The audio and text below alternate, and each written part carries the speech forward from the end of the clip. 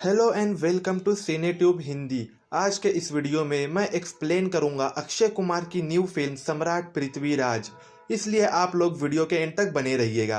तो चलिए शुरू करते हैं आज का ये वीडियो। लेकिन वीडियो स्टार्ट करने से पहले अगर आप लोग हमारे चैनल पर न्यू हो तो गाइस प्लीज़ चैनल को सब्सक्राइब कर दीजिए। So let's start the video और देखते हैं सम्राट पृथ्वीराज की कहानी। फिल्म शुरू होती है और हम देखते हैं कि अजमेर के राजा पृथ्वीराज चौहान और कन्नौज की राजकुमारी संयोगिता ये दोनों एक दूसरे से प्रेम करते हैं। फिर ऐसे ही स्टोरी आगे बढ़ती है और हमें पता चलता है कि गजनवी के सुल्तान मोहम्मद गौरी का भाई मीर वहां से भाग कर आया है अजमेर में पृथ्वीराज की शरण में अपनी जान बचाते हुए। फिर हम देखते हैं कि पृथ्वीराज जाते हैं मीर से मिलने के लिए और उससे वादा करते हैं कि वो उसकी जान बचाएंगे और अजमेर में उसे शरण देंगे और उसके भाई यानी सुल्तान मोहम्मद गौरी से उसकी हिफाजत करेंगे। जब ये बात सुल्तान को पता चलती है कि पृथ्वीराज चौहान ने उसके भाई को शरण दी है तो उसे बहुत गुस्सा आता है और वो अपने एक आदमी के जरिए पृथ्वीराज चौहान के पास अपना पैगाम भिजवाता है।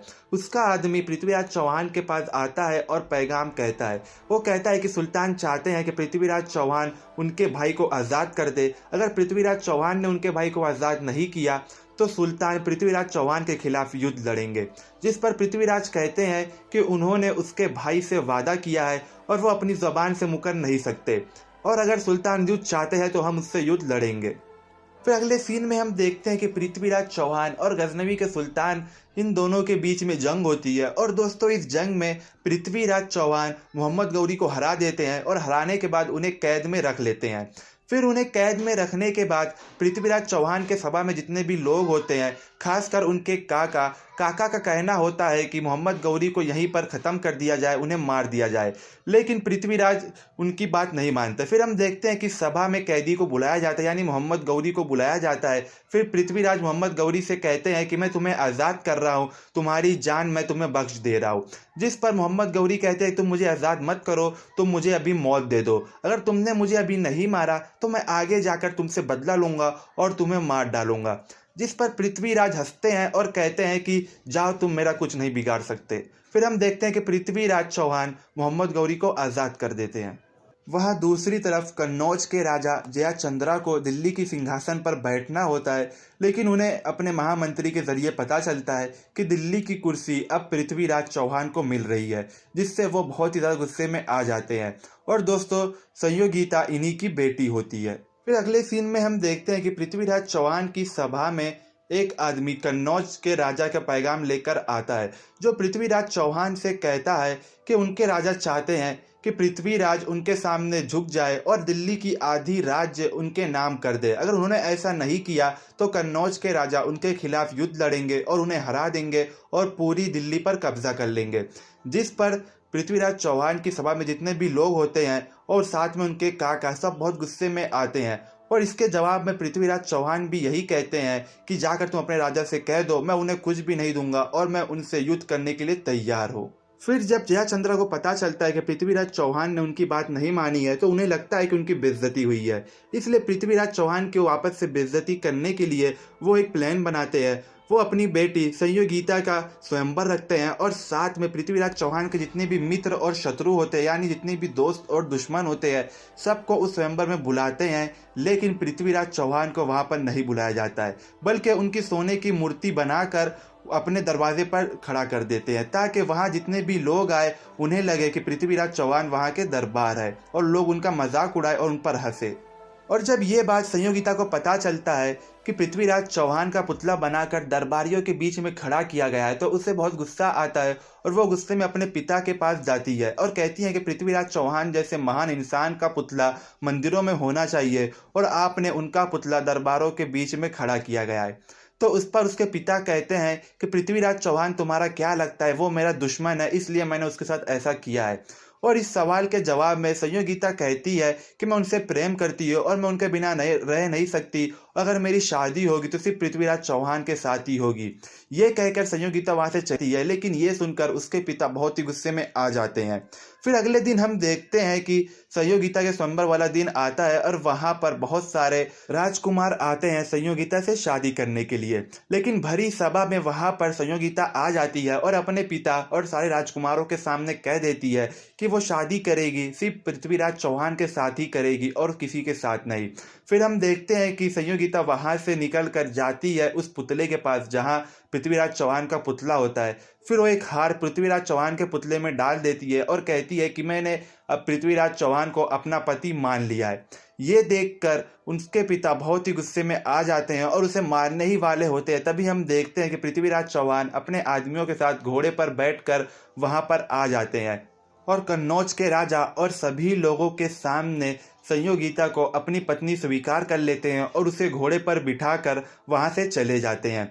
ये सब देखकर कन्नौज के राजा जयाचंद्र को और भी ज़्यादा गुस्सा आ जाता है और उन्हें लगता है कि उनकी बहुत ही ज़्यादा बेइज्जती हुई है और इस अपमान का बदला लेने के लिए वो और प्लानिंग करते हैं कि कैसे वो पृथ्वीराज चौहान को हराए, उन्हें मारे और अपने इस अपमान का बदला ले। फिर इसके अगले सीन में हम देखते हैं कि जयाचंद्रा अपने सेनापति को ऑर्डर देते हैं कि पृथ्वीराज चौहान के राज्य में जाकर हमला करने का। फिर अगले सीन में हम देखते हैं कि उनकी सेना जाती है गौड़पुर किले में जो पृथ्वीराज चौहान के राज्य में आता है, उस पर हमला कर देते हैं। वहीं दूसरी तरफ दिल्ली में पृथ्वीराज चौहान अपनी पत्नी संयोगिता के साथ पूजा करने के लिए जाते हैं कुछ दिनों के लिए। तो वहाँ पर पृथ्वीराज चौहान नहीं होते, वहाँ पर उनके काका और बाकी के लोग होते हैं। इसलिए वो उन्हें जब पता चलता है कि गौड़पुर किले पर हमला हुआ है तो वो लोग बिना अपने सम्राट यानी पृथ्वीराज चौहान के बिना ही जाते हैं जंग लड़ने के लिए। फिर हम देखते हैं कि काका और बाकी के लोग जाते हैं गौड़पुर किले में कन्नौज के राजा की सेना से लड़ने के लिए। और दोस्तों इस जंग में काका की जान चली जाती है, वो शहीद हो जाते हैं।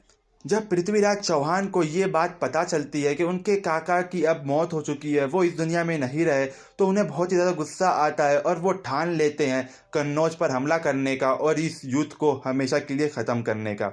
वहीं दूसरी तरफ कन्नौज के राजा जयाचंद्रा अपनी पावर बढ़ाने के लिए एक सौदागर को बुलाते हैं। दोस्तों इस सौदागर से कन्नौज के राजा कहते हैं कि जाओ मोहम्मद गौरी के पास यानी गजनवी के सुल्तान के पास और उससे कहो कि उन्हें जो भी चाहिए मैं दूंगा, बस बदले में वो उनकी मदद करे और पृथ्वीराज चौहान को पकड़कर मेरे सामने लेकर आए। फिर अगले सीन में हम देखते हैं कि वो सौदागर जाता है सुल्तान मोहम्मद गौरी के पास और कहता है कन्नौज के राजा ने उन्हें भेजा है एक सौदा करने के लिए।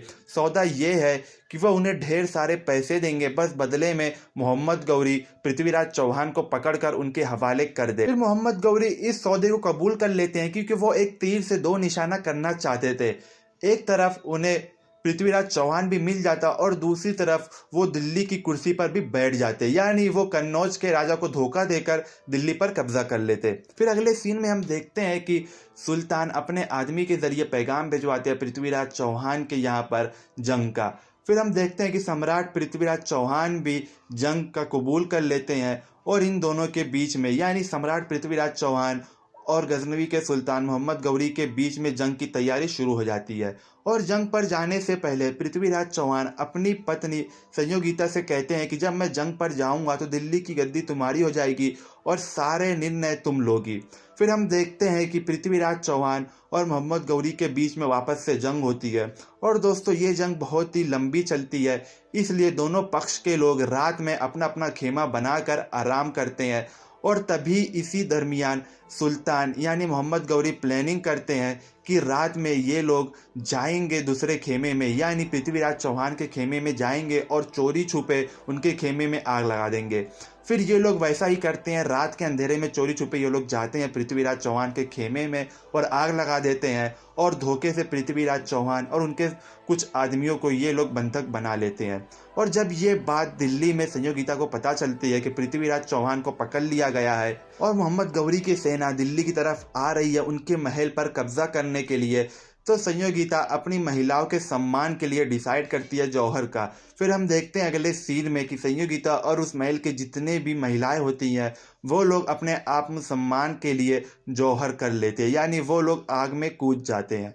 वहाँ दूसरी तरफ समय और गुजर जाता है और हमें पता चलता है कि सुल्तान ने पृथ्वीराज चौहान की आग जला दी है, निकाल ली है, यानी पृथ्वीराज चौहान को अब दिखाई नहीं देता। फिर अगले सीन में हम देखते हैं कि पृथ्वीराज चौहान को एक स्टेडियम में खड़ा किया जाता है मुकाबले के लिए और उनके सामने 3 शेर भेजे जाते हैं।